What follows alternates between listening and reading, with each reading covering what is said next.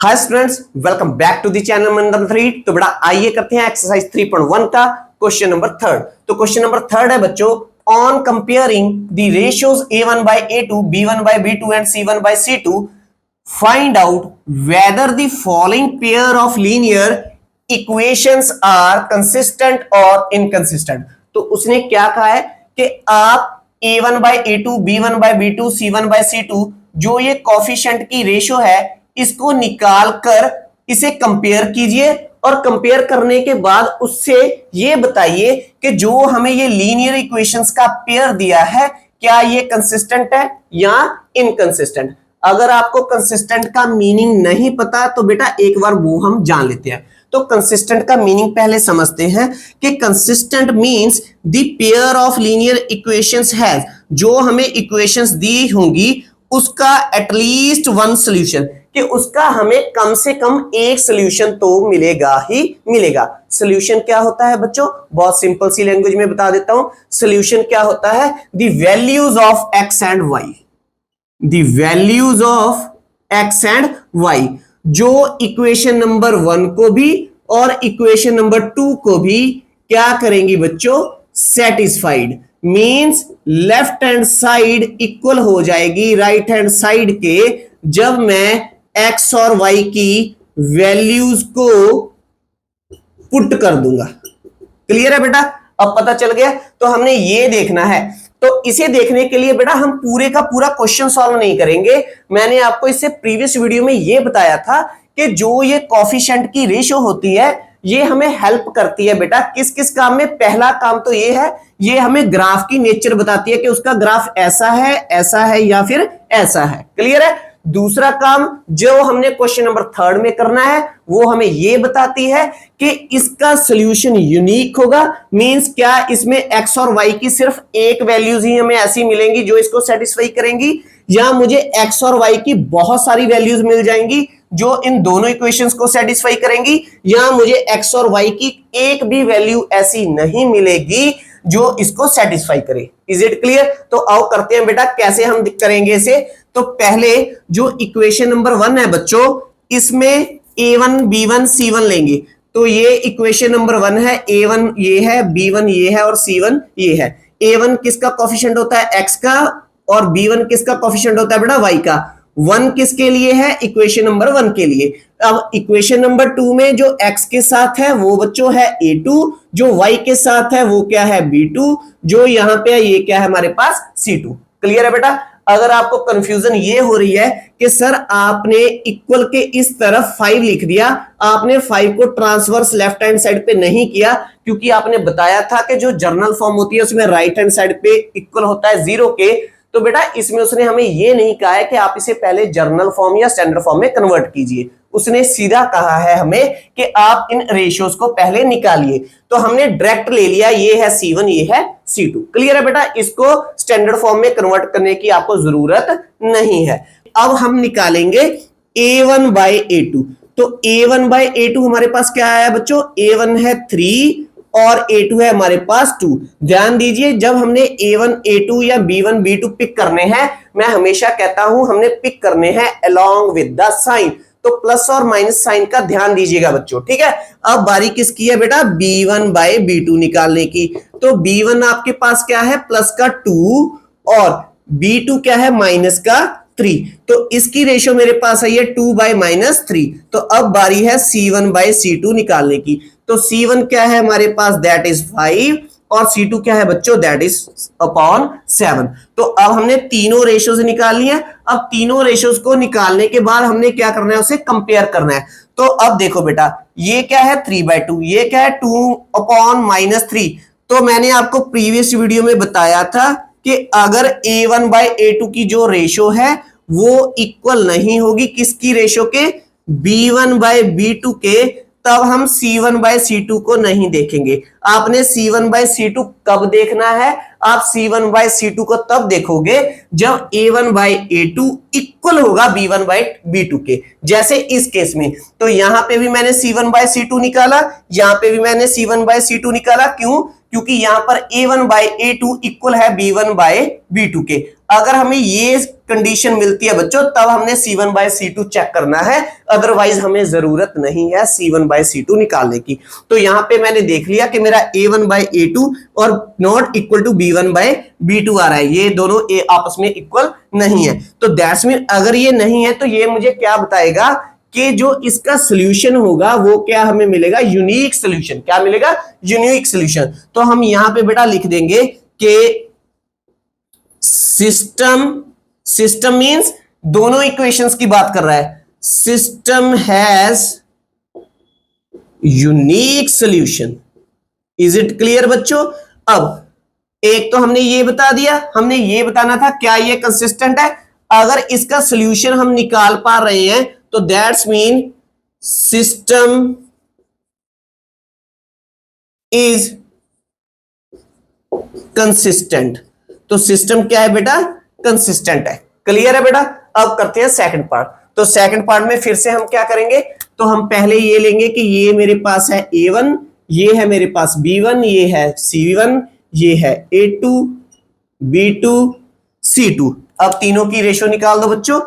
तो रेशो हमने निकाली A1 बाय A2, वो हमारे पास आई है दैट इज 2/4। फिर हमने निकाला B1 बाय B2, वो आई है हमारे पास -3/-6। तो जब आपने B1 को पिक करना है, हमने पिक करना है along with the sign, sign को मत छोड़ दीजिएगा। तो C1 बाय C2 ये किसके इक्वल आया बेटा, 8/9 के। तो अगर इसे सिंप्लीफाई कर पा रहे हैं तो और देख लेते हैं। तो ये सिंप्लीफाई होगा, 2 1 2, 2 2 4, यहाँ पे आ गया 1/2। इसे और सिंप्लीफाई किया जा सकता है, किया जा सकता है, माइनस से माइनस कैंसिल करेंगे, 3 1 3, 3 2 6, तो ये भी क्या आ गया 1/2। 8/9 को हम सिंप्लीफाई नहीं कर सकते। तो जब मैंने अब तीनों रेशियोज को कंपेयर किया तो जो ये मेरी पहली रेशियो A1 बाय A2 है वो किसके इक्वल आई है बच्चों, B1 बाय B2 के। तो अगर हमारे पास A1 बाय A2 हमें मिल जाता है किसके, B1 बाय B2 के, मैंने आपको बताया था फिर हम चेक करेंगे, क्या चेक करेंगे, C1 बाय C2।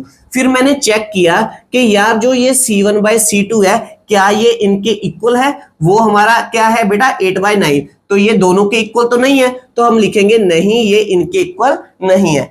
अगर ये वाला केस है तब जो सिस्टम है बेटा फिर वो सिस्टम क्या होगा, वो सिस्टम होगा इनकंसिस्टेंट और उसका सॉल्यूशन होगा नो। तो हम यहां पे लिखेंगे system has no solution therefore system is inconsistent. ठीक है, इनकंसिस्टेंट मींस कि इसका मिनिमम से मिनिमम या कम से कम एक सॉल्यूशन भी हमें नहीं मिलेगा। अब करते हैं बेटा इसका पार्ट नंबर थर्ड। तो पार्ट नंबर थर्ड में फिर से हम क्या करेंगे, पहले इसे कंपेयर करेंगे। ये है A1, ये है B1, ये है C1, ये है A2, ये है B2, ये है प्यारे बच्चों C2। तो अब तीनों रेशियोज निकालो। तो यहाँ पे हमें A1 बाय A2 निकालना है, वो हमारा आ गया है बच्चों 3/2 अपॉन, उसके बाद A2 क्या है हमारे पास 9 है। ठीक है, इसके बाद B1 बाय B2 निकालते हैं। तो B1 बाय B2 क्या है 5/3 प्लस का अपॉन माइनस का 10। इज इट क्लियर बेटा? अब हमने निकालना है C1 बाय C2। तो C1 बाय C2 क्या है, दैट इज 7/14। क्लियर है बेटा? अब इसे सिंप्लीफाई करते हैं। तो सिंप्लीफाई करने के लिए हम 9 के नीचे क्या लगाएंगे 1। तो ये क्या बन जाएगा 3/2, नीचे वाले का रेसिप्रोकल लेंगे, यहाँ पे लगाएंगे मल्टीप्लाई का साइन, तो ये बन गया 1/9। तो 3 1 3, 3 3 9। तो ये सिंप्लीफाई करके आ गया बच्चों 1 × 1 is equal to 1, 2 × 3 is 2 3 6। Clear, 1/6 आ गया। इसे सॉल्व कर लेते हैं। तो जब हम इसे सॉल्व करेंगे बच्चों ये आएगा 5/3, तो इसके नीचे क्या लगाएंगे 1 मल्टीप्लाई, इसका रेसिप्रोकल लेंगे, 1 ऊपर चला जाएगा, माइनस का 10 नीचे चला जाएगा। तो इसे सिंप्लीफाई करेंगे बेटा, 5 1 5, 5 2 10। तो ये हमारे पास आया 1 × 1 हो गया 1, 3 2 6, पर ये 6 किसका आया बच्चों, माइनस का। Is it clear? अब C1 बाय C2 हम निकाल चुके हैं, वो कितना आया था 7/14। तो ध्यान दीजिए स्टूडेंट्स, अब जब हम इन तीन रेशियोज को कंपेयर करेंगे तो चेक करेंगे कि A1 बाय A2 क्या आया है हमारा 1/6, ये क्या इक्वल आया है B1 बाय B2 के, तो b1/b2 हमारा क्या है बेटा, -1/6, ये तो इक्वल नहीं है, तो दैट्स मीन ये दोनों आपस में इक्वल नहीं है। तो अगर ये वाला केस था तो ये केस किसका था, आपको याद हो जाना चाहिए। मैंने बताया था कि आप इन की पॉइंट्स को बेटा मेमोराइज कर लीजिए, याद कर लीजिए, ठीक है। तो अगर ये केस है तो फिर से हम क्या लिखेंगे कि गिवन सिस्टम, जो हमें सिस्टम दिया है, given system has unique solution. ठीक है बच्चों, इसमें भी हमें एक्स और वाई की वैल्यू मिलेगी, therefore system is consistent. Clear बेटा। अब करते हैं इसका फोर्थ पार्ट। तो आइए बेटा करते हैं इसका पार्ट नंबर 4। तो पार्ट नंबर 4 में बेटा ये है हमारे पास इक्वेशन नंबर 1, ये है हमारे पास इक्वेशन नंबर 2।